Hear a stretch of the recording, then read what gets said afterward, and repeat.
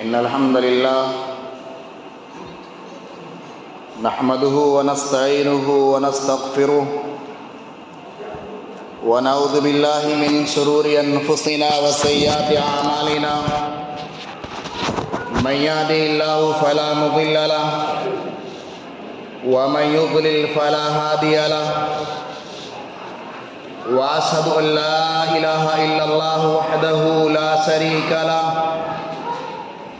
وأشهد أن محمدًا عبده ورسوله أما بعد فإن خير الحديث كتاب الله وأحسن الهدي هدي محمد صلى الله عليه وسلم وشر الأمور محدثاتها وكل محدثة بدعة وكل بدعة ضلالة وكل ضلالة في النار فأعوذ بالله السميع العليم من الشيطان الرجيم بسم الله الرحمن الرحيم فهل عصيتم إن توليتم أن تفسدوا في الأرض وتقطعوا أرحامكم أولئك الذين لعنهم الله فأصمهم وأعمى أبصارهم أفلا يتدبرون القرآن أم على قلوب أقفالها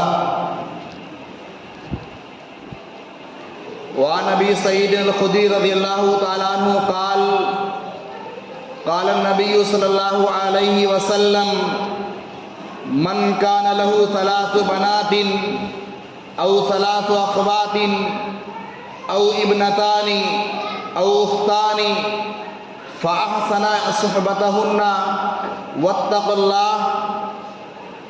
الله فيهن فله الجنة رواه الترمذی۔ معزز مکرم محترم سامعین کرام، حاضرین جمعہ، بزرگوں اور دوستوں، پردے کی اوٹ سے سماعت فرما رہی قوم و ملت کی بابردہ خواتین، اللہ رب العالمین نے ہمیں اور آپ کو اس دار فانی کے اندر پیدا کیا، ایک دوسرے سے منسلک کر دیا، ایک دوسرے سے ہمارے ربط اور ضوابط ہیں۔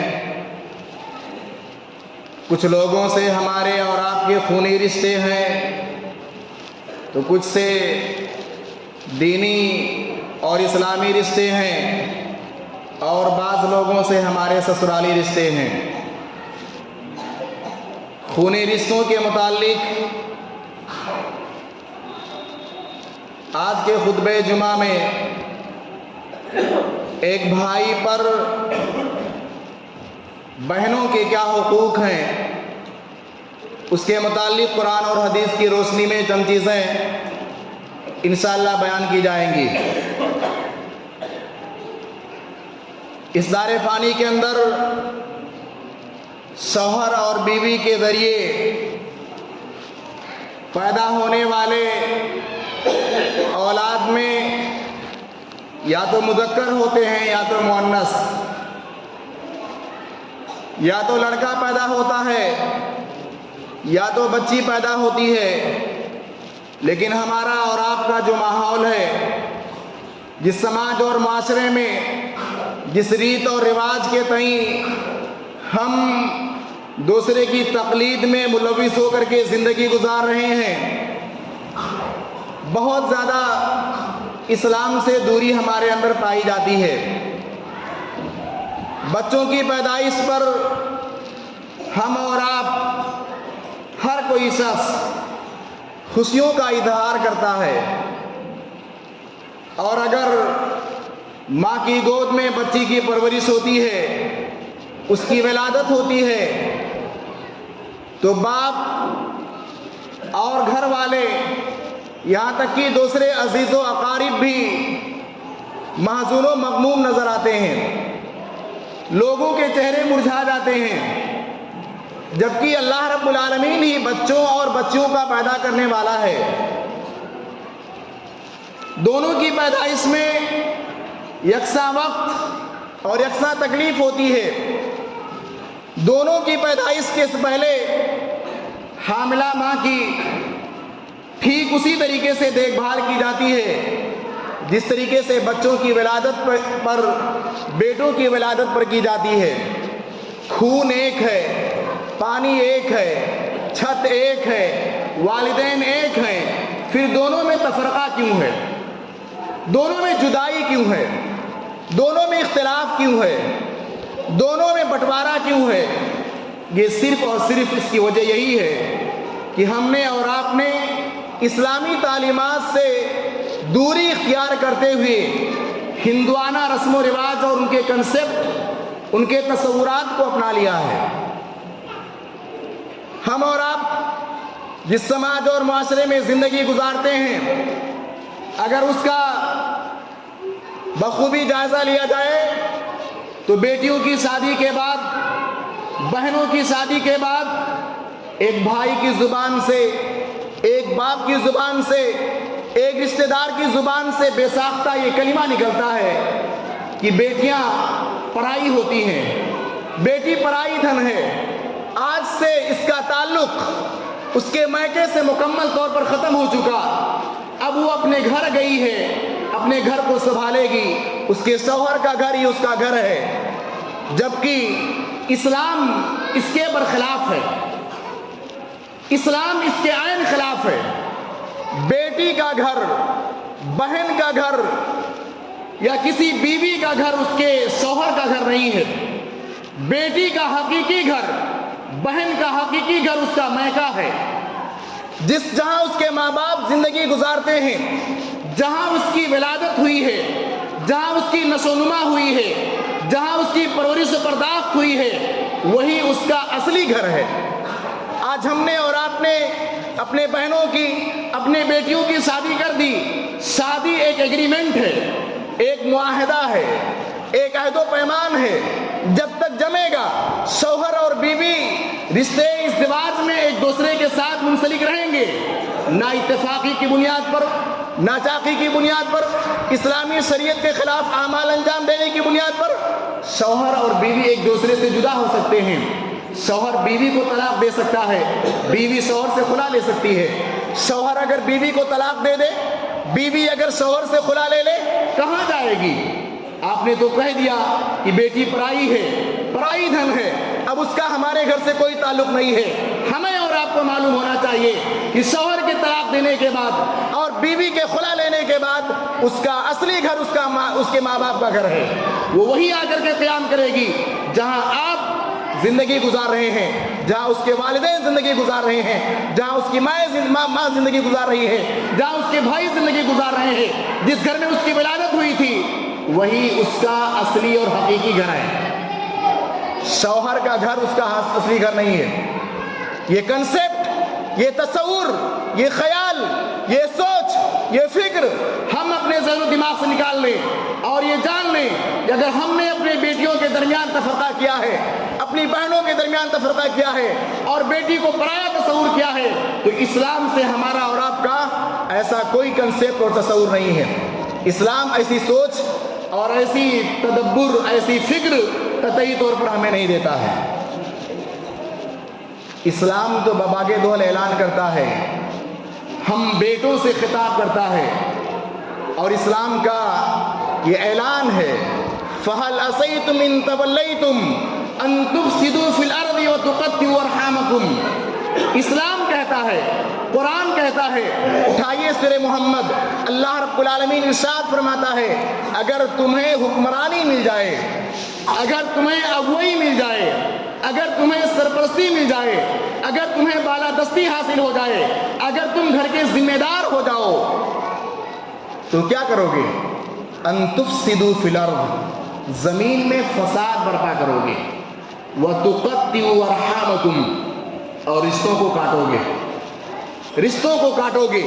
ایک تلخ بات سماج اور معاشرے کی یہ بھی ہے کہ ایک بیٹی اپنی زبان سے کہتی ہے، ایک بہن اپنی زبان سے کہتی ہے، جب اس کے ماں کا انتقال ہو جاتا ہے، اس کے باپ کا انتقال ہو جاتا ہے، تو بے ساختہ اپنی زبان سے درد بھرے لہجے میں یہ بات کہتی ہے کہ آج سے میرا ماجا ختم ہو گیا، میکے سے رشتہ داری، میکے سے میرا تعلق، میکے سے میرا رابطہ ختم ہو گیا۔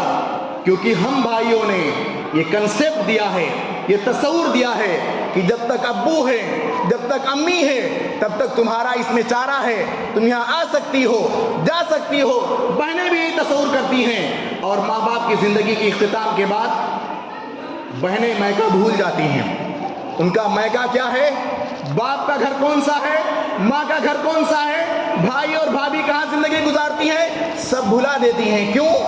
क्योंकि हमारे दरमियान हिंदुआना रस्म व रिवाज ने उपज ले ली है और हम उसी के मुकल्लिद हो गए हैं और उसी चीज़ को अपनाते हुए अपनी बहनों के हुकूक से अपने आप को दस्तबरदार कर लिया है।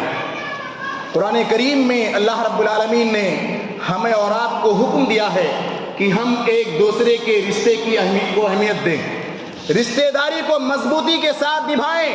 सूरह मोहम्मद की आयत बतलाती है कि अगर हमें बालादस्ती हासिल हो जाए, घर की जिम्मेदारी हमें मिल जाए, तो हम ज़मीन में फसाद बर्पा ना करें और ना ही हम रिश्तों को काटें, अपने रिश्तेदारों को मजबूत करें। खुसूसियत के साथ हमारे वो रिश्तेदार जिनका ताल्लुक खून से है, जिनका ताल्लुक ब्लड रिलेशन से है, ब्लड रिलेशन वालों को हम मजबूती दें। लेकिन हमने इससे पहले भी कहा था कि ब्लड रिलेशन हमारा ताक पर जाता है, हमारे ससुराली रिश्ते हमारे ऊपर फायद हो जाते हैं। इस्लाम का जो कंसेप्ट है, जो तस्वूर है, जो पैगाम है, वो यही कि हम बेटियों के हुकूक को अदा करें और बेटियों के रिश्तों को मजबूती के साथ मजीद मजबूत बनाएं। अल्लाह रब्बुल आलमीन फरमाता है कि जो रिश्तों को काटने वाले हैं, जो भाई भाई के दरमियान, भाई बहन के दरमियान जुदाई पैदा कराने वाले हैं, माँ बाप के दरमियान जुदाई पैदा कराने वाले हैं, उलाइका अल्लज़ीना लानहुमुल्लाह, ऐसे लोगों पर अल्लाह ने लानत भेजी है। फ़असम्महुम वअमा अबसारहुम, उन्हें बहरा बना दिया है और उनकी आँखों से बीनाई सल्ब कर ली है। तो बहनों का हम भाइयों पर पहला हक ये है कि हम अपने बहनों के रिश्तों को मजबूती दें, उनकी रिश्तों की अहमियत को समझें।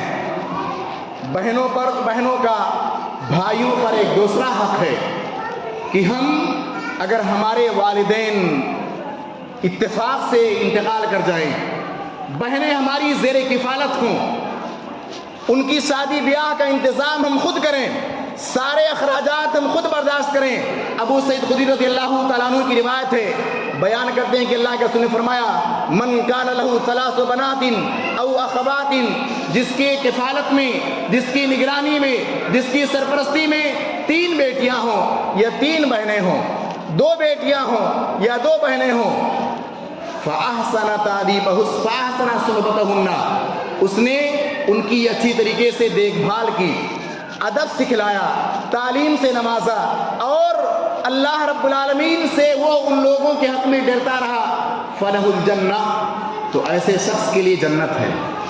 हदीस मुबारका के बहुत सारे अल्फाज हमें मुख्तलिफ अल्फाज के साथ मिलेंगे जिसमें इस बात की निशानदेही की गई है कि भाइयों की जिम्मेदारी है कि बहनों पर खर्च करें।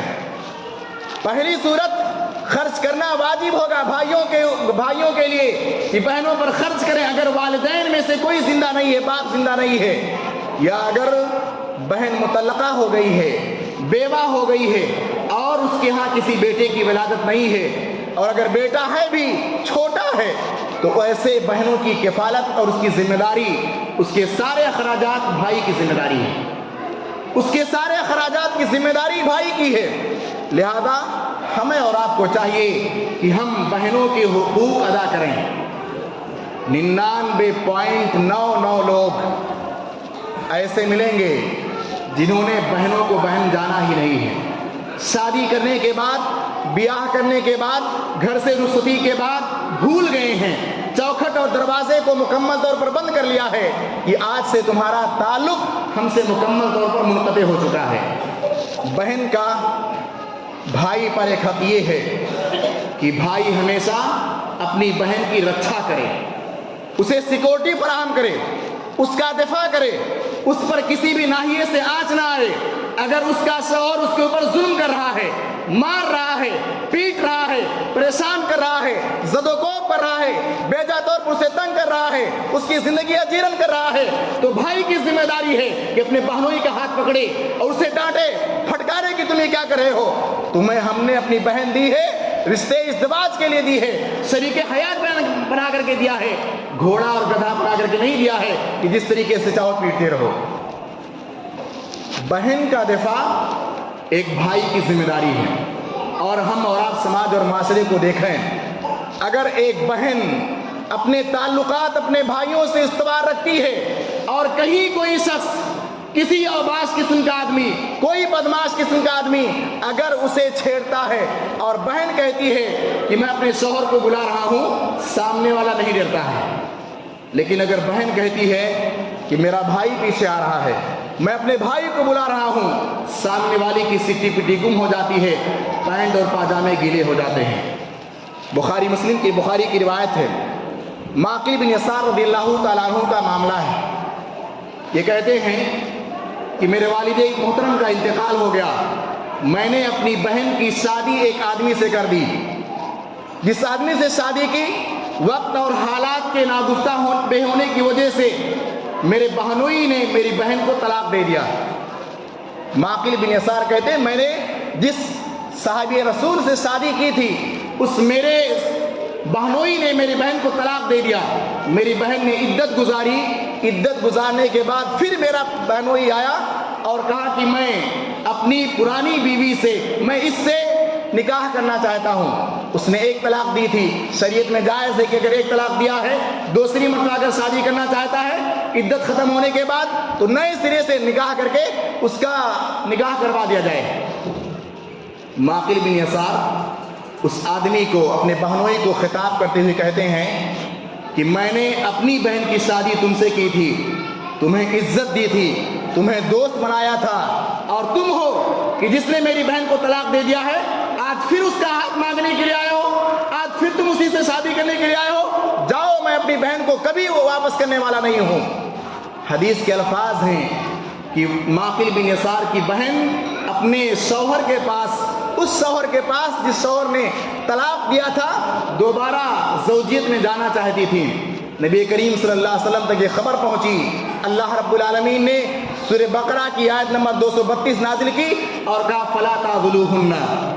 معقل بن یسار کو بتا دو کہ اگر شوہر اور بیوی حق زوجیت میں رہنا چاہتے ہیں, ایک دوسرے کے ساتھ شوہر اور بیوی بن کر کے زندگی گزارنا چاہتے ہیں, تو ان دونوں کو نہ روکو.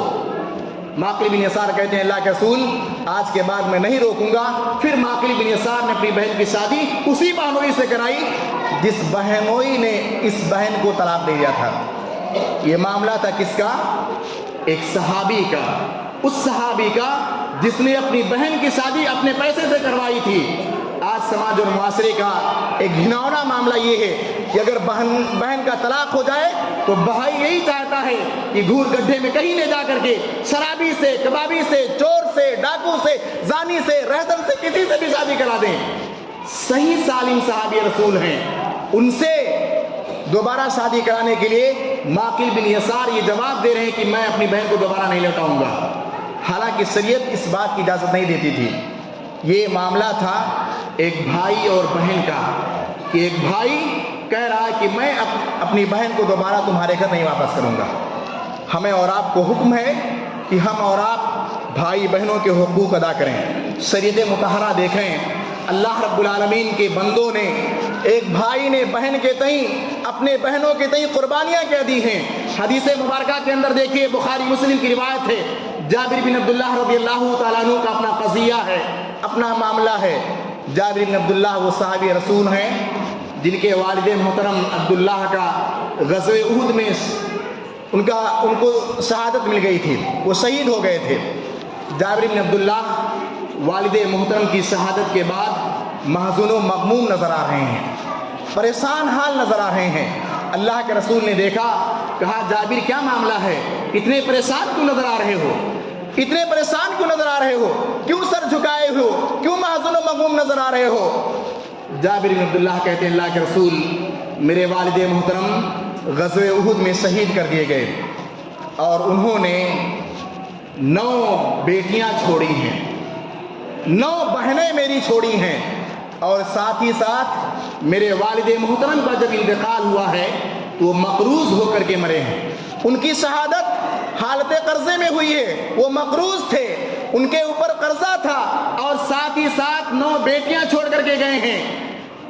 دوسرے موقع پر جابر بن عبداللہ رضی اللہ تعالیٰ عنہ نبی کریم صلی اللہ علیہ وسلم کے ساتھ غزوے سے واپس آ رہے ہیں.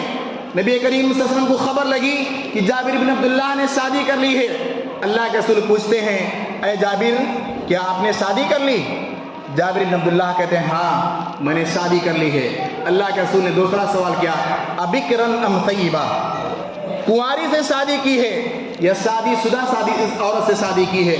جابر بن عبداللہ کہتے ہیں, اللہ کے رسول, میں نے کنواری سے شادی تو نہیں کی ہے, طیبہ سے شادی کی ہے. شادی شدہ عورت تھی, اس سے میں نے شادی کی ہے. اللہ کے رسول فرماتے ہیں, فَهَلْ لَا تَزَوَّجْتَ بِكْرًا تُلَاعِبُهَا وَتُلَاعِبُكَ, تمہاری عمر تھی, نوجوان تھے, ضرورت تھی کہ تم ایک کنواری لڑکی سے شادی کرتے, وہ تمہارے ساتھ کھیلتی, تم اس کے ساتھ کھیلتے. جابر بن عبداللہ کا جواب سنیے. جابر بن عبداللہ کہتے ہیں, اے اللہ کے رسول, آپ کو معلوم ہے میرے والد محترم غزوہ احد میں شہید کر دیے گئے, اور انہوں نے اپنے پیچھے 9 بیٹیاں چھوڑی تھیں, اس کے اوپر پلس قرضہ بھی چھوڑا تھا. میں نے اس بات کو ناپسند کیا, میں اپنے گھر میں اپنی ہونے والی بیوی کنواری لے کر کے آؤں جو ہماری عام بہنوں کی طرح ہو, جو تجربہ کار نہ ہو, جو کچھ گھر کے احوال نہ جانتی ہو. میں نے ایسے موقع پر اپنی بہنوں کا خیال کرتے ہوئے ایک طیبہ سے شادی کی ہے, تاکہ وہ طیبہ عورت, وہ شادی شدہ عورت جس سے میں نے شادی کی ہے, جو شوہر دیدہ ہے, وہ آ کر کے میرے بہنوں کی تربیت کرے, ان کے بالوں میں کنگھی کرے, ان کو ادب سکھلائے, اور بہت ساری زندگی کے احوال سے انہیں واقف کرے, گھریلو اور امور خانہ داری سے انہیں روشناس کرائے. جابر بن عبداللہ یہ قربانی 9 بہنوں کو سامنے رکھتے ہوئے کنواری لڑکی سے شادی نہ کر کے شادی شدہ عورت سے شادی سمجھی سے کی, تاکہ میرے بہنوں کی اچھی طریقے سے پرورش ہو سکے, ان کو ادب سکھلایا جا سکے, انہیں گھر کے کام اور کاج سکھلائے جا سکیں, اور امور خانہ داری سے انہیں روشناس کرایا جا سکے. ایک بھائی کی یہ قربانی اپنے بہنوں کے تئیں ہے, ایک بھائی کی قربانی اپنے بہنوں کے تئیں ہے کہ وہ اپنی پوری زندگی ہونے والی بیوی کو تیاگ دیتے ہوئے ایک کنواری لڑکی کو چھوڑتے ہوئے ایک طیبہ سے شادی کر رہا ہے. یہ ایک بھائی کی قربانی ہے. جہاں بھائیوں نے قربانی دی ہے, وہیں بہنوں نے بھی اپنے بھائیوں کے تئیں قربانی دی ہے. 2 واقعہ میں بیان کرنا چاہوں گا. ایک واقعہ حجاج بن یوسف کے دور کا ہے. حجاج بن یوسف ایک سفاک, ایک ظالم, ایک خوخار شخص گزرا ہے. اس نے اپنی زندگی میں ایک گھر کے 3 مردوں کو قید کر لیا. ایک گھر کے 3 مرد, شوہر ہے, بھائی ہے, بیٹا ہے, 3 لوگوں کو قید کیا. بہن آتی ہے, ایک بہن آتی ہے حجاج بن یوسف کے پاس اور کہتی ہے کہ اے بادشاہ وقت, اے حجاج بن یوسف, تو نے میرے شوہر کو بھی قید کر لیا ہے, بیٹے کو بھی قید کر لیا ہے, بھائی کو بھی قید کر لیا ہے, میری کفالت کرنے والا کوئی نہیں ہے, میری دیکھ بھال کرنے والا کوئی نہیں ہے, ساز و سامان کا بندوبست, ضروریات زندگی کا انتظام و انصرام کرنے والا کوئی نہیں ہے. تجھ سے میں درخواست کرتی ہوں کہ تو ان کو چھوڑ دے. حجاج بن یوسف جواب دیتا ہے کہ تینوں کو ایک ساتھ چھوڑنا تو ناممکن ہے. تم ایک کو چنو, ایک کو کہو, کسی ایک کو, شوہر کو کہو تو شوہر کو چھوڑ دو, بیٹے کو کہو تو بیٹے کو چھوڑ دو, اور بھائی کو کہو تو بھائی کو چھوڑ دو. وہ عورت جواب دیتی ہے جس کا شوہر بھی قیدی ہے, بھائی بھی قیدی ہے, بیٹا بھی قیدی ہے, جواب دیتی ہے کہ شوہر تو کوئی دوسرا مل جائے گا, کسی دوسرے سے شادی کر سکتی ہو اگر اسے جان سے مار دیا گیا. اور بیٹے کا جہاں تک معاملہ ہے, شادی کے بعد دوسرا بیٹا بھی پیدا ہو سکتا ہے. مجھے چاہیے تو میرا بھائی چاہیے. شوہر قیدی ہے, قید رہے, بیٹا قید میں ہے, جیل میں ہے, جیل میں رہے. میں جو چاہتی ہوں جس کو رہا کیا جائے, جیل سے آزادی دی جائے, میں اپنے بھائی کو چاہتی ہوں, کیونکہ شوہر دوسرا مل سکتا ہے, بیٹا دوسرا مل سکتا ہے, بھائی دوسرا نہیں مل سکتا ہے. اس عورت کی زبان سے نکلنے والا یہ جملہ کہ شوہر دوسرا مل سکتا ہے, بیٹا دوسرا مل سکتا ہے, بھائی نہیں مل سکتا ہے. حجاج بن یوسف نے تینوں کو آزاد کر دیا. یہ ایک بہن کی قربانی ہے کہ شوہر کو بھی چھوڑ رہی ہے کہ قیدی ہے قیدی رہے, بیٹا ہے قیدی رہے, لیکن بھائی کو قید و بند کی زندگی ایک بہن کو برداشت نہیں ہے. موسیٰ علیہ السلام کا واقعہ دیکھیے. ایسے دور میں پیدا ہو رہے ہیں جب فرعون وقت ہر ایک ہونے والے بچے کو قتل کر رہا تھا.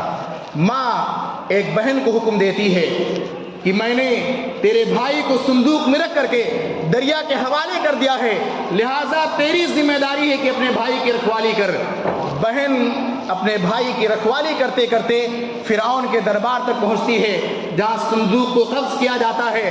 فرعون کے درمیان میں موسیٰ پہنچتے ہیں, کوشش کی جاتی ہے, شیر خوار بچے ہیں, چھوٹے بچے ہیں, دودھ پلانے کی.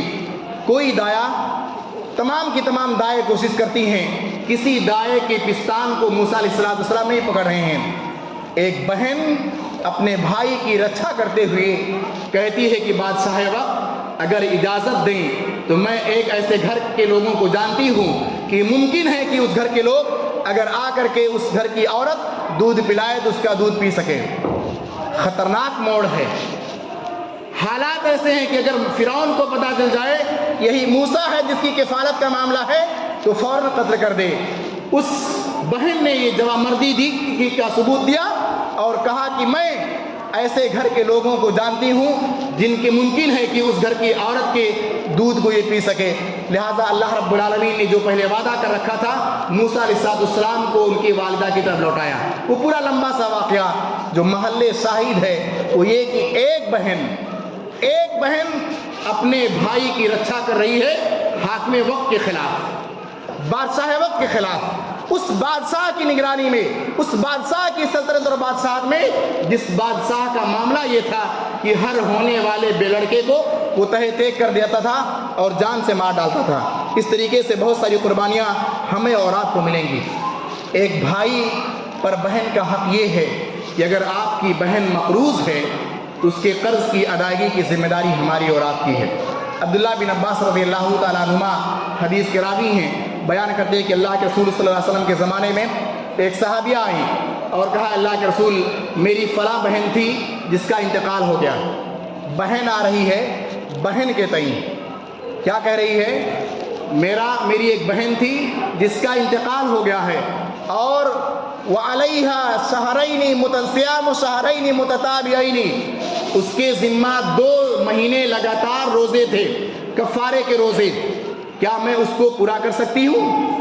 اللہ کے رسول نے مثال دے کر کے سمجھایا, یہ بتاؤ اگر تمہاری بہن کے اوپر کوئی قرضہ ہوتا تو کیا تم اس قرضے کو پورا کرتی کہ نہیں کرتی؟ صحابیہ نے جواب دیا ضرور. اللہ کے رسول نے کہا فَدَيْنُ اللَّهِ أَحَقُّ أَن يُقْضَىٰ بِهِ, تو اللہ کا قرضہ اس بات کا زیادہ مستحق ہے کہ اس کو ادا کیا جائے. یہ حدیث بتلاتی ہے کہ ایک بہن اپنے بہن کے تئیں کتنا پریشان ہے, اس کے حقوق کی ادائیگی کے لیے, اس کے قرض کی ادائیگی کے لیے پریشان ہے اور قضیہ لے کر کے پہنچتی ہے بارگاہ رسالت میں. لہٰذا ایک بھائی کی ذمہ داری ہے کہ اپنے بہن کے پریشانی کے عالم میں اس پر ہاتھ رکھے اور سہارا بنے. اگر آپ کی بہن مقروض ہو گئی ہے تو اس کے قرض کی ادائیگی کا سہارا بنے. میں آخری بات بیان کر کے خطبے کو ختم کرنا چاہوں گا. جس معاملے میں سماج کے 99% لوگ ملوث ہیں, 99%, عالم جاہل حافظ قاری حاجی نمازی سب, امیر غریب سب, اور وہ معاملہ ہے بہنوں کے حقوق ہڑپ کر لینا. بہنوں کے حقوق ہم نے اور آپ نے ہڑپ کر لیے ہیں. ان کے وراثت, حق وراثت کو ہم نے ایسے کھا لیا ہے جس طریقے سے اپنا مال کھایا ہے. جس طریقے سے میں نے شروع میں بتایا, جس طریقے سے ایک ماں نے ایک بیٹے کو جنا ہے, جو درد جو تکلیف برداشت کی ہے وہی تکلیف ایک بیٹی کی ولادت پر بھی ہوتا ہے. جو خون جو پانی ایک باپ کے ذریعے سے رحم مادر میں پہنچا ہے وہی خون اور پانی بیٹی کے تئیں بھی ہے. یہ کہاں کا انصاف ہے, یہ کہاں کا ڈیسیزن ہے, یہ کہاں کا نیائے ہے کہ ایک باپ سے ایک ماں سے پیدا ہونے والے 2 جنس کے لوگوں کو, ایک جنس کے لوگوں کو مال و دولت کی وافی مقدار انہیں عطا کی جاتی ہے، اور ایک جنس جو بیٹی کی جنس ہے اسے کلی طور پر محروم کر دیا جاتا ہے۔ ہم نے بتایا کہ بہن کا بیٹی کا اصل گھر اس کا مائکا ہے، سسرال نہیں ہے۔ بہن کا بیٹی کا اصلی گھر اس کا مائکا ہے۔ کان کھول کر کے سن لیجئے، کیونکہ جو رشتہ باپ سے ہے، بھائی سے ہے، ماں سے ہے، بہن سے ہے، وہ رشتہ اس کے سسرال میں کسی سے نہیں ہے۔ ایک بہن کو، ایک بیٹی کو اس کے سسرال میں زیادہ سے زیادہ وراثت کس سے مل سکتی ہے؟ اس کے شوہر سے۔ اگر شوہر کا انتقال ہو جائے تو بیوی کو اس کے وراثت کا کچھ حصہ ملے گا، لیکن اگر اسی بیٹی کے باپ کا انتقال ہوتا ہے تو وہ وارث بن رہی ہے۔ ماں کا انتقال ہو رہا ہے، وارث بن رہی ہے۔ بھائی کا انتقال ہو رہا ہے، اور اگر اس کے ہاں لڑکوں کی ولادت نہیں ہوئی ہے تو وہ وارث بن رہی ہے۔ بہن کا انتقال ہو رہا ہے، اس کے ہاں بچوں کی ولادت نہیں ہوئی ہے، وہ وارث بن رہی ہے۔ چار رشتے میکے سے کنیکٹ ہیں، ایک رشتہ سسرال سے کنیکٹ ہے، وہ بھی عارضی ہے، پرماننٹ نہیں ہے۔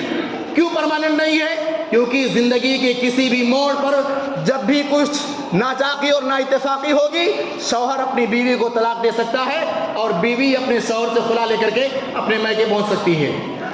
اور ہم ہیں کہ کہتے ہیں کہ بیٹی پرائی ہے، بیٹی پرائی ہے، بیٹی کا ہمارے گھر میں کوئی تعلق، کوئی رشتہ، کوئی جائیداد نہیں ہے۔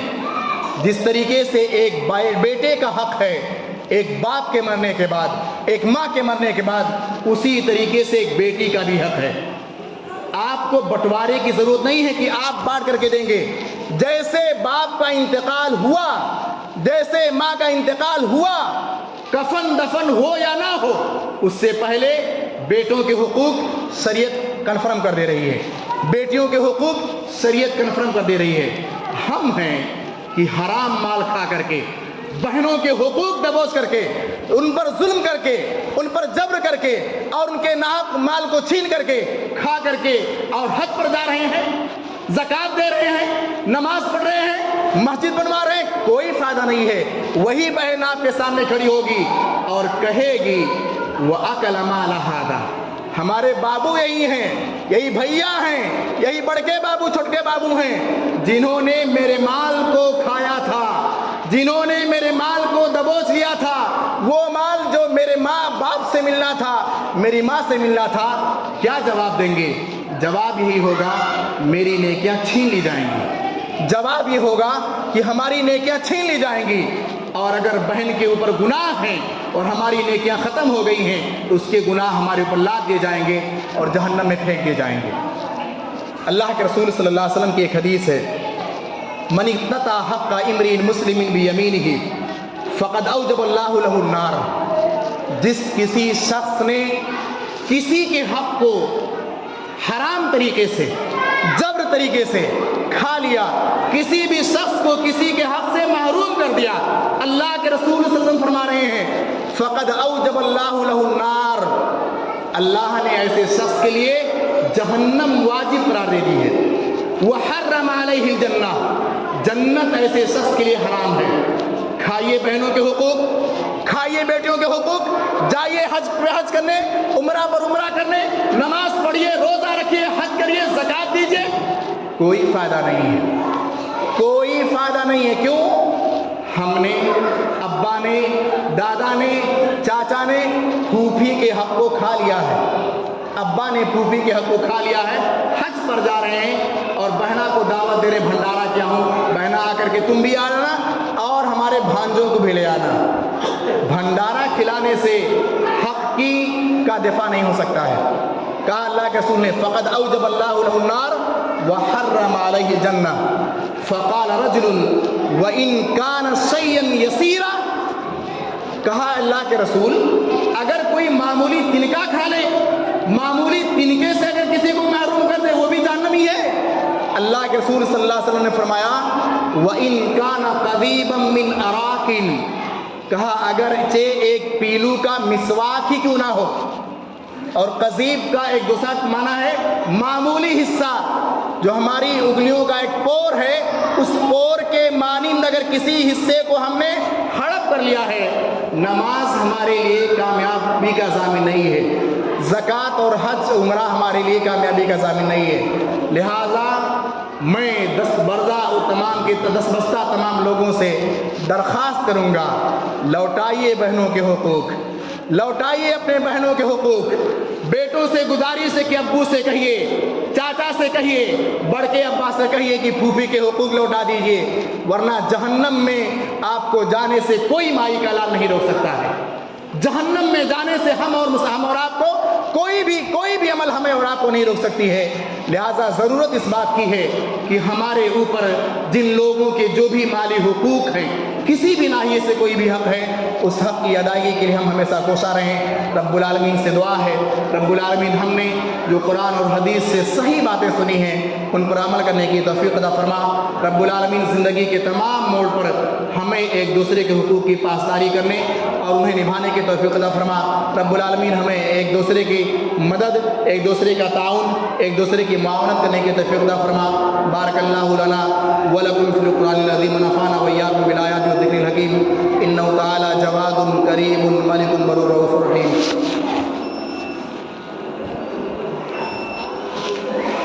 ان اللہ وملائکتہ یصلون علی النبی یا ایھا الذین آمنوا صلوا علیہ وسلموا تسلیما۔ اللهم صل على محمد وعلى ال محمد كما صليت على ابراهيم وعلى ال ابراهيم انك حميد مجيد۔ اللهم بارك على محمد وعلى ال محمد كما باركت على ابراهيم وعلى ال ابراهيم انك حميد مجيد۔ ان الله يأمر بالعدل والإحسان وإيتاء ذي القربى وينهى عن الفحشاء والمنكر